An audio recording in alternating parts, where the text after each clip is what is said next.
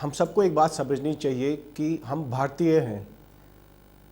हमारा एक कर्तव्य होना चाहिए कि यहाँ पे जो भी भारतीय है उसको बेस्ट पॉसिबल चीज़ मिल पाए। हम ये जब तक हम ये आपस में आर्ग्यूमेंट करते रहेंगे कि ये प्राइवेट सेक्टर है, पब्लिक सेक्टर है, या इस कॉलेज में अंदर ये कमी है या वो अच्छा ही है, उससे कोई नतीजा नहीं मिलने वाला। हमारा फोकस एक ही चीज़ होना चाहिए कि अगर एक छात्र 12वीं करके बाहर निकल रहा है तो उसकी क्या रिक्वायरमेंट है। अगर उसकी रिक्वायरमेंट सरकार पूरी कर सकती है तो सरकार पूरी कर दे, सरकार पूरी नहीं कर सकती तो प्राइवेट सेक्टर पूरा कर रहा है। जो ये डेफिनेशन है प्राइवेट सेक्टर और पब्लिक सेक्टर की, और ये जो कि भाई प्राइवेट सेक्टर है तो उसके ऊपर पुलिस होगी, प्राइवेट सेक्टर है तो वो गलत होगा, ये माइंडसेट हम सबको चेंज करना पड़ेगा। होता क्या है कि आप एक 10% कोई, देखिए कमियां सब में हैं, नोबडी इज परफेक्ट। कमियां जो हमारी हैं उसको उजागर करके जो अच्छे काम हुए हैं उसको हम निगलेक्ट कर दें, ये बात सही नहीं है। आप ये देखिए, मैं एक 12वीं क्लास का बच्चा अगर मैं बाहर निकलता हूँ और मेरे पास अगर ऑप्शन सिर्फ 10 कॉलेज की हैं और उस 10 कॉलेज में मुझे सीट नहीं मिलती है, तो आप क्या चाहते हैं कि मैं पढ़ाई छोड़ दूँ? प्रॉफिट का मतलब प्रॉफिट नहीं होता। प्रॉफिट का मतलब यह है कि जितना भी हम खर्चा बच्चे के ऊपर कर रहे हैं और उसके बाद जो हमारी फीस में से जो बचत हो गई उसको क्या हम दोबारा बच्चे की इम्प्रूवमेंट पे लगा सकते हैं या नहीं लगा सकते। आज की डेट में सरकार का जो कायदा है कि आप पैसा उसी को इन्वेस्ट कीजिए, तो जो बचत हो रही है उसको आप प्रॉफिट का वर्ड ही तो यूज़ करेंगे ना जी।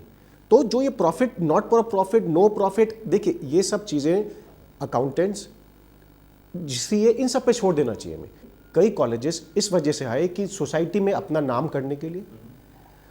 दूसरा, कई कॉर्पोरेट्स ने इंस्टीट्यूशंस या यूनिवर्सिटीज इसलिए बनाए कि उनको ट्रेन मैन पावर चाहिए। तीसरा, अगर आप एस्पेक्ट देखें, बहुत सारे कॉलेजेस इसलिए बने जो आप कह रहे हैं कि भाई प्रॉफिट बनाने के लिए। देखिए प्रॉफिट मोटिव का जितना भी ये जो कॉन्सेप्ट है कि प्रॉफिट बनेगा या नहीं बनेगा, या किसी ने कम कर लिया किसी ने ज़्यादा लिया, लॉन्ग रन में ये सब चीज़ें बिल्कुल भी मायने नहीं रखेंगी। मायने एक ही चीज़ रखेगी कि कौन अच्छी क्वालिटी देगा, कौन अच्छे टीचर रख पाएगा और कौन स्टूडेंट को इस लायक बना पाएगा कि कंपनीज उनको लेगी। अब उन सब चीज़ों करने के लिए हर एक इंस्टीट्यूशन को पैसे तो बच्चे से लेने ही पड़ेंगे। सरकार से 1 रुपया हम एक्सपेक्ट नहीं करते। जब सरकार से हम एक्सपेक्ट नहीं करते तो हम बच्चे से ही लेंगे। दूसरा, हमारा फंड हो सकता है कि हम कॉर्पोरेट से फंडिंग मांगे, लेकिन हम कॉर्पोरेट से अगर फंडिंग मांगेंगे तो वो पूछेगा ना कि भाई साहब अगर आपका अगले साल जितनी आपने फीस ली है और आपने जितना खर्चा किया, अगर आप खर्चा ज़्यादा होगा तो आप अगले साल बच्चों कैसे पढ़ाएंगे। अब इस जवाबदारी को देने के लिए, और बच्चे को अगर आप चाहते हैं कि हम बच्चे को बेस्ट से बेस्ट एजुकेशन दें, देखिए एक तरफ आप फॉरेन यूनिवर्सिटी लाना चाहते हैं।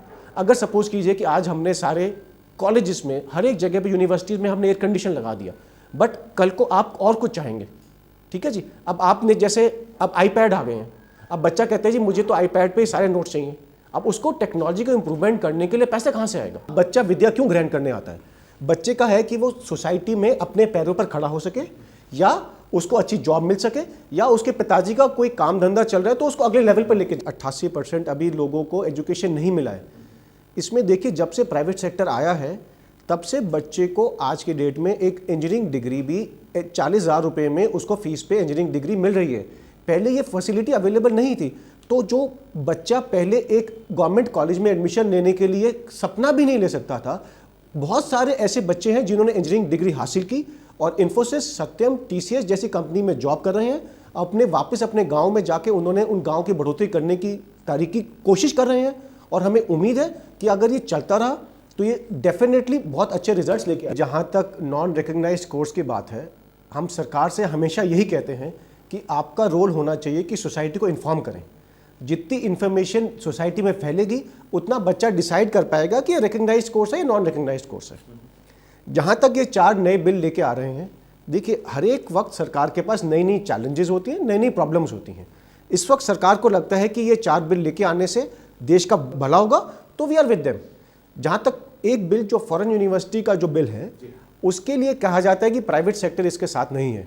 हम ये बात क्लैरिफाई करना चाहते हैं कि private sector is always open to good competition. मेरी अपनी ये राय है कि हमारे पास जितनी भी गवर्नमेंट बॉडीज़ अभी करंटली हैं, चाहे वो यूजीसी हो या एआईसीटी हो, उनके पास पूरी क्षमता है कि वो हमें रेगुलेट कर सके। जितनी भी रेगुलेशंस हैं वो अभी काफ़ी हैं। एक आपस में बैठ के हमें समझना पड़ेगा कि हमें पार्टनरशिप में काम करना है। हम जब तक एक दूसरे को अपोज करते रहेंगे, नज़र ये रहेगी कि भाई इन्होंने गलत काम किया। मैं फिर से यही बात कहूँगा कि we are partners in bringing this education revolution in the country.